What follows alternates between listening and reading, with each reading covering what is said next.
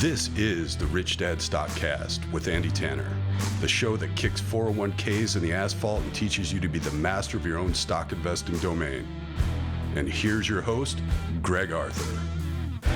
Okay, thanks for joining. This episode is how to escape the rat race. Now, according to Rich Dad definition, in order to escape the rat race, we do it through cash flow, so that it's not a big nest egg.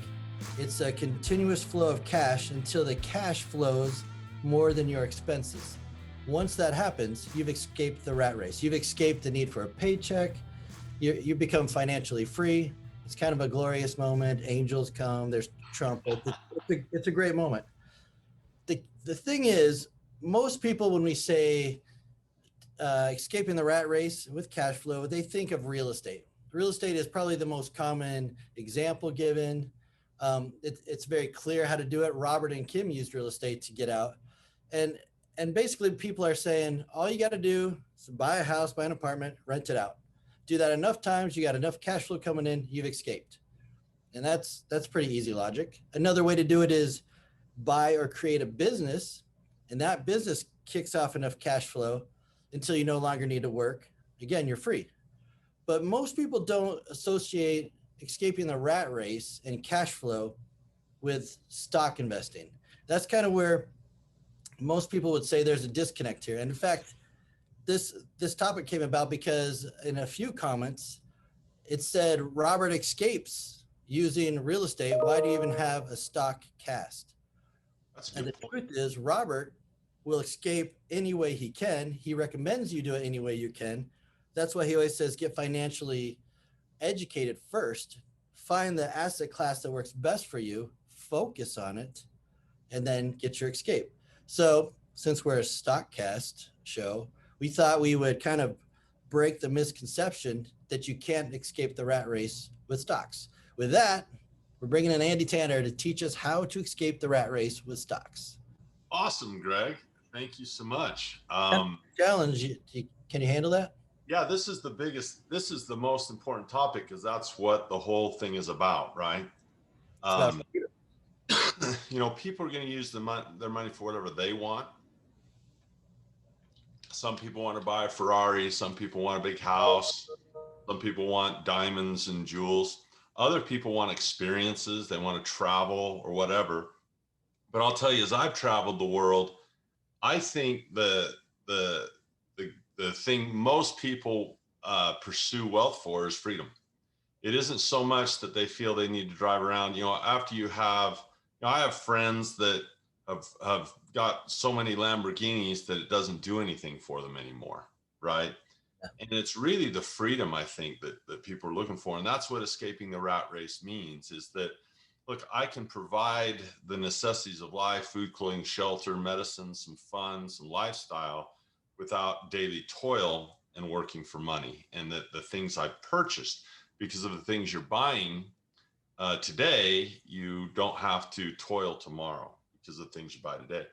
So,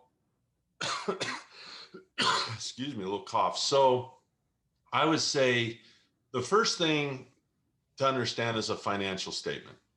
And the best way I know to learn a financial statement is to play the game cash flow. That is the best way, adult, teenager, even my young kids, that's how they learn a financial statement. And there are three things that an asset can do, three things you can buy to manipulate that financial statement.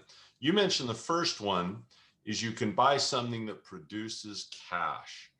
And this is why investors like Warren Buffett prefer stocks over gold. Gold doesn't create, gold doesn't serve. Gold sits there in a vault somewhere in the dark, protected until you sell it, right? It can't produce anything. You mentioned that Robert uses real estate to get out of the rat race. Well, real estate produces rent. It creates new cash every single month. It creates rents. If you have a big commercial building, you have your vending machines and your laundry, and maybe they charge extra for parking. There's all types of little perks that can bring in cash where unlike a piece of gold, so if you look at the house itself, that's just like gold. It sits there, goes up and down in value. The gold sits there, goes up and down in value. But with the real estate, if you use it as a rental property, now you're serving the public. And I'm going to, if some people jot down notes when they listen, because it helps them remember what we talked about and learn it better. That'd be something that might be noteworthy. This person might jot down. It says, what does the asset produce in terms of serving the public? How does the asset serve other people? I know that Buckminster Fuller, he said, the more people we serve, the more effective we become, and consequently, the richer you'll get. So the reason that Warren Buffett prefers a stock over a bar of gold is that stocks produce things. They make things. They're companies. If you own Pfizer, you're creating vaccines and serving the public, or you're creating Neosporin, whatever you're Johnson and Johnson, you're making baby powder. Hopefully it doesn't cause cancer, right? Stuff like that. If you are any company, Apple, you're producing iPads and iTunes and iMovies. And so the first thing to understand is you can invest in stocks the same way you can invest in gold or real estate. You could say, well, I'm just going to buy this stock and see if the value goes up. I'm going to buy this house and see if the house value goes up. I'm going to buy this gold and see if the gold value goes up. That's one way. But another way is I'm going to invest in something that will produce new cash in addition to the value of the asset going up, it's producing cash. In the case of real estate, we call that rent. In the case of stock, we call that dividends. And essentially, Greg, isn't real estate just a business? You're just in the housing business. And so if I buy Apple, I have things to sell. I provide, a iTunes subscription. I provide movies every month that they subscribe to. If I have real estate, I'm providing housing every month that someone could subscribe to. So it's this idea of producing things for others to consume and being a producer in the world rather than the consumers. That's how billionaires think. Billionaires think, how do I produce rather than consume? So Andy, Robert always says, and I gotta be honest, when I first started the Rich Dad Company, it kind of messed with me a little bit. He said, capitalists are generous.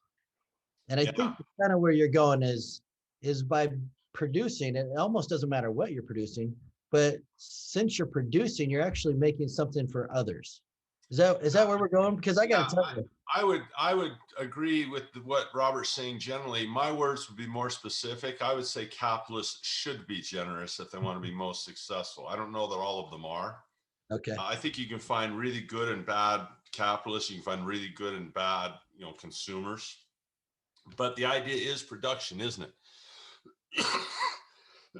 Excuse me, I got a little cough. I'll rely on our editor to yank that cough out.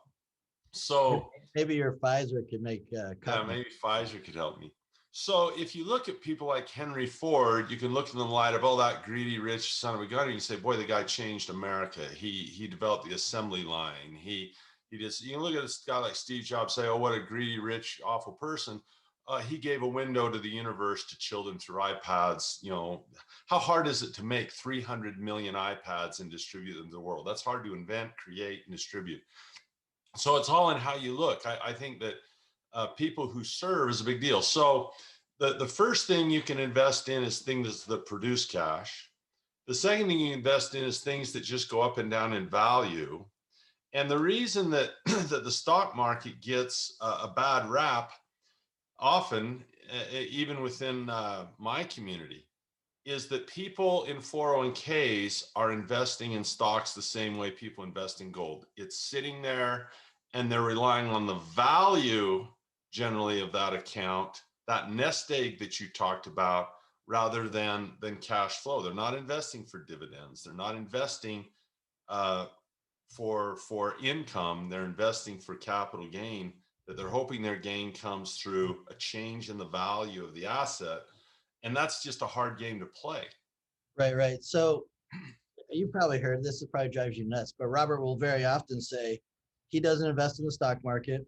And he'll say, fools invest in the stock market. So I actually asked him about that. And what he said is, he says that so often because the way people invest, Well, he's talking about 401ks. Yeah, exactly. He's talking about 401ks, and he's trying to snap people out of that mentality. So he's being a little bit brutal with his words, and he's not talking about dividend investing. He's not talking about options investing. He's talking about 401ks and buy it and leave it and let someone else make your decisions for you. That's what he's talking about. Yeah, if Warren Buffett were to die and to leave you, me, Robert, or anybody, let's say 10 million shares of his Coca-Cola stock, no one's going to sell that stock because his cost basis is so low that he gets infinite return over and over and over. That thing's paid for itself, and the dividend gets higher. And in both real estate and stocks, you're betting on inflation. I think a can of Coke will cost more to manufacture, but it'll also cost more to buy, and the margin will get bigger. So I would predict with inflation and a good brand like Coke, who wouldn't want to own that? Because with inflation, those dividends should get higher over time. Who would not want to own shares of Apple? It's one of the greatest companies in the world. Who wouldn't want to own, some of these great brands that are just solid, that are as part of our lives as anything else. So owning a business, whether your business sells real estate or whether your business sells Ore-Ida potatoes, and French fries through Kraft Heinz, whatever it is, these are great brands with staying power, and they're very, very valuable. The third, so I mentioned there's three. The first one is to invest in something that produces cash. That's what we like. The second is to invest in something that goes up and down in value. Trying to time it, buy low, sell high. That's a very difficult game to play. The third one is when we invest to protect. So, for example, I think people really I think Robert is misunderstood here often. Maybe I could clarify. I don't think Robert invests in gold with the idea that he's going to try and time it to buy it low and sell it high. I think Robert invests in gold to protect other parts, protect wealth. And gold is historically, there's no guarantee in the future, but historically gold has been a store of value. Whereas rather than putting my money in dollars that seem to be losing value with inflation, maybe I hold some money in gold. Gold's fairly liquid. It's easier to get to than trying to sell a property. Gold is a nice store of value. Well, the same is true in what I will do is I'll buy a put option once in a while as insurance. So while I own that put option, I might consider it an asset. While it dwindles in time decay, it's going to go away someday. I still buy insurance for real estate, right? All my real estate is insured. You'd be absolutely nuts to buy real estate without being insured. So I'm going to spend money on the house. I'm going to spend money on maintenance. I'm going to spend money on things that keep it producing. I'm going to spend money on insurance. So these are billionaire concepts that apply absolutely to the stock market. And we have another advantage, though, with stocks that I really like. And this is something that I've taught my son to do. This is something that I do every single month, is I also am in the options business where I'm producing options. That's hard for people to understand. But there's the way we say it in the stock market is we write an option. And think of an insurance company. What do they produce? They produce promises. Every single day, Geico with their little green lizard gets on TV and says, "Hey, I'll write up some insurance for you, and I'll promise you to fix your motorcycle if you wreck it." It's a promise, and they're trying to write those up and write those up and write those up every time. And they even call some of these people underwriters sometimes when they write up contracts. So when you create a piece of paper that says, "I promise," that's valuable, and people buy pieces of paper. That's what an option is. So we enjoy cash flow from the options market. Now, if you want a little more detail on this, we have courses that you can take. So I hate getting in the weeds because once you start using jargon, people, one or two things happen. They either shut down or it piques their interest. They say, "I want to learn more about this." But there's something we call theta. And theta is a cash flow number. It's the amount of money that I'm going to make every day, whether the stock goes up, down, or sideways. Think about that for a moment. I have a number that I look at every day. I looked at it this morning, and I see what that is. And that tells me how much cash flow I'm bringing in today simply by time passing. So think about it like rent. If I have a house and I have $300 a month I get from it, I'm just using that because 30 days is easy. That means every day I'm getting about 10 bucks, right? So your theta number would be 10. I know that from this investment, I make 10 bucks a day. And if you have 100 of those, now you're going to make $1,000 a day, right? So the same is true with my stocks is I not only receive my dividend income, but I'm really seeking to sell options and promises to people. And the good news is these are promises I have no problem in keeping. For example, right now, here's the way a billionaire like Warren Buffett would do this. Is Warren Buffett will promise people to buy their stocks cheap. And people say, really? Well, why would someone pay you to buy your stock cheaper? Well, it's an insurance play. I'll give you an example. You've heard of Snowflake, right, Greg? It's an IPO. So Yes. Snowflake comes out, and if you look at them fundamentally, a fundamental analysis, their revenues are climbing. Now their profitability is not. They haven't turned a profit yet because their revenues are growing so fast, they're reinvesting for growth. They're taking that money, and you're also going to do that for tax reasons. If you have a lot of revenue, you don't want to pay a lot of taxes. So their fundamentals are really strong. Their stock's been up and down since the IPO. Right now, it's probably, I don't know, I'd have to bring it up. It's probably, 200 and something a share.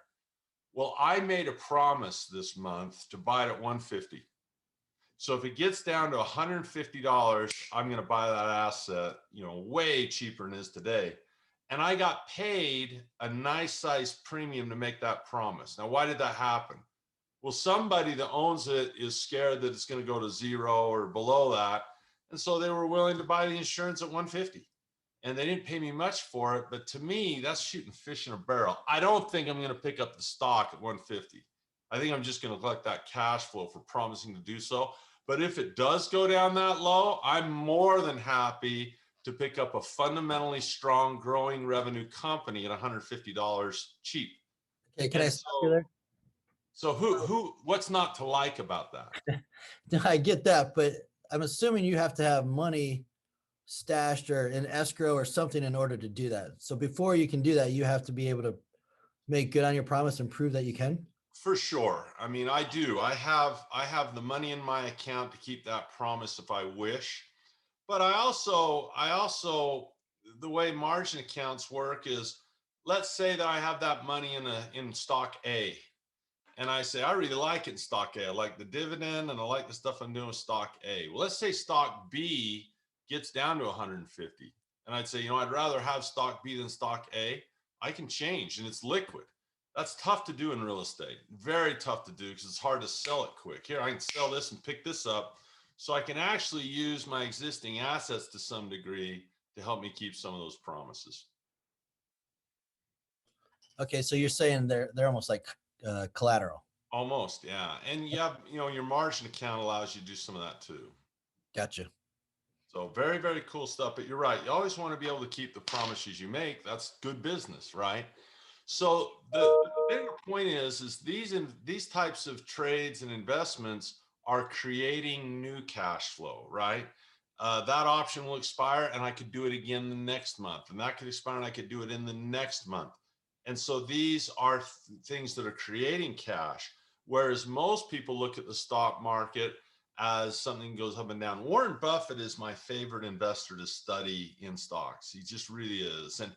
And what I love about using Buffett as an example is he doesn't look at it as stocks. He uses the word stock sometimes, but almost equally uses the term business owner. And so he owns a lot of Apple, and he sees himself as owning a business rather than owning a piece of paper that says Apple on it. He likes producing things. And I'll give you a reason why I think that's important. If you look at the Berkshire Hathaway portfolio, you've got a bunch of stocks that are publicly traded. So for example, Coca-Cola, he owns a lot of it. I own less, but we both are partners in Coca-Cola. Both Warren owns it and I own it. He owns a bunch. I own much less. Fruit of the Loom, he owns the whole thing. I'm not allowed to be a partner in that because he owns the whole thing. It's not publicly traded. So think about that for a moment. If Fruit of the Loom doesn't have any stock price, right? Doesn't have any stock price to go up and down. Why does Berkshire Hathaway own it? Because they make underwear, and they make good underwear, and they make it all over the world. And so when Warren Buffett gets up in the morning, he says, hey, how much underwear did we sell? And when he looks at Fruit of the Loom, when he looks at Coke, he says, how many soft drinks did we sell? He's not looking at the prices of the stocks like a 401k person would or a speculative investor would. He says, look, I'm in business. And the reason Buffett is so brilliant is, to my knowledge, he's never started a company. He bought Berkshire Hathaway and repurposed it to be a holding, Berkshire Hathaway, and repurposed it. I don't think that guy has ever started like a Steve Jobs, Bill Gates, Robert Kiyosaki started Rich Dad Company. He's never started a company. He bought his way to wealth by buying other people's companies that they started. And he's think about this. When the guy that started Coca-Cola, in a pharmacy years and years ago in the 1800s, he probably never imagined that his company would be owned mostly by someone else. Berkshire Hathaway is the largest owner of Coca-Cola stock. They are the biggest one. They're the biggest owner. So he's become wealthy by buying his way rather than entrepreneuring his way. And I think that's just a brilliant achievement. So if I don't have a better mousetrap to come up with, well, great. Go buy some Pfizer, go buy some Johnson & Johnson, buy some IBM, Microsoft, Apple. There's incredible companies that you can be the owner of. And I taught this to my sons, Greg, at a young age. The first stock we ever bought with them, those two kids, when they were very, very young, was Disney. They were probably 7, 9 years old. We bought some Disney. And I taught them that you now own Disney. So when we'd go to Disneyland, they'd walk in like they owned the place, because they did. And when we saw those long, long lines, and most kids are like, oh, look at these lines. These are terrible. My kids are like, we are making money hand over fist. Look at all these lines. This is awesome. We own this place. And the next one we bought was McDonald's. They walk in McDonald's like they own the place, because they do. Literally, they do. So, billionaires, what have we learned from here? Billionaires have a couple of strategies they use. Number one, they are interested in serving people. And that they know that the more people they serve, the more effective they become. The more people you serve, that's what sales really represents, is how many customers have I served? Look at McDonald's with their sign they used to have. Billions of people have been served here. It's not just greed, it's exchange. I'm willing to give you a hamburger if you'll give me $1, right? I'm willing to give you an iPad if you give me $1,000, right? It's just a trade, that's it. If you don't want the iPad, no one's forcing you to buy it, right? You don't have to buy things on Amazon and make Jeff Bezos rich if you don't want to. But obviously, you must be offering something pretty cool to you if you're using it, where maybe we give them a thank you. Thanks for building it. I like clicking a mouse and having something on my doorstep in 10 minutes with a drone, right? Or whatever. It's cool technology. So the first thing is serving people. The second thing is they're not investing in things that are just going up and down like a market timer, right? And we teach people how you can do some of that. In the cash flow game, you're going to do some of that. You're going to buy small deals, let them appreciate, liquidate them to have the money to buy big deals. So there's a little flipping that goes on there. That's fine. And then the third thing is levers. In real estate, you're using debt as a lever. It's a type of contract that allows you to do things faster and accumulate more. In the stock market, we use a lever called options. And they're both levers. They help you do things faster. They help you do more with less. One uses debt, the other uses promises. And debt is essentially a promise as well. So once a person understands basic billionaire mindsets, investing in stocks, real estate, business, commodities, whatever it is, you're going to find those wealth principles available in that asset class. And it's just a silly idea, in my opinion, it's just my opinion, is to say, well, gold is good and everything else is bad, or oil is great and everything else is bad, or real estate's good and everything else is bad. No, if you're serving people, that's good. And if you're being compensated and getting wealthy by serving more people, that's good.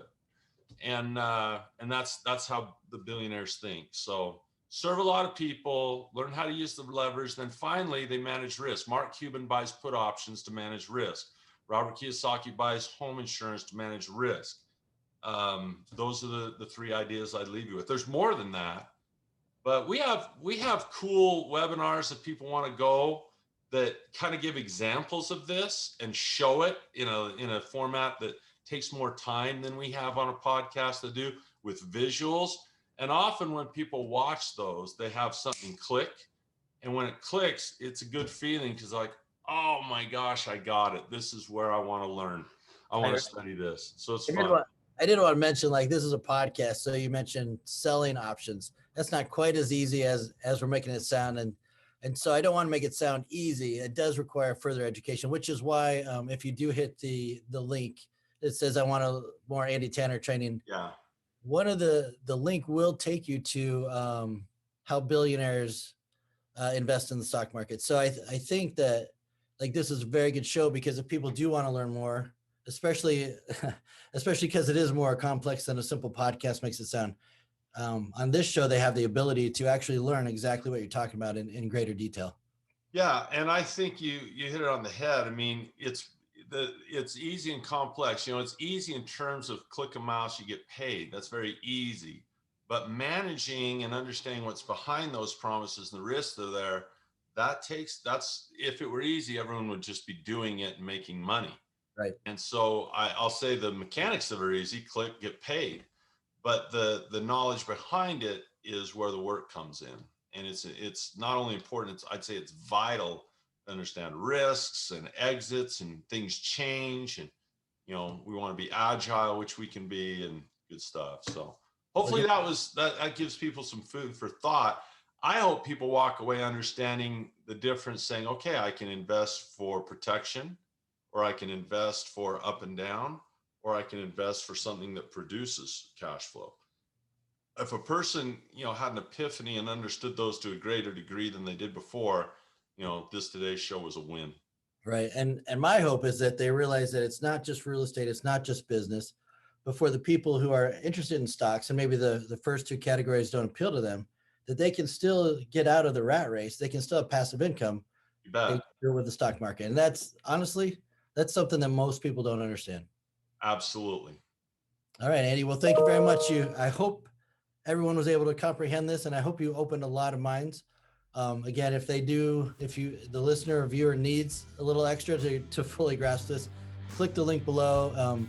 One of those links will take you to a course that further explains this. Awesome stuff. Thanks, Greg. Thanks, Andy. Appreciate it.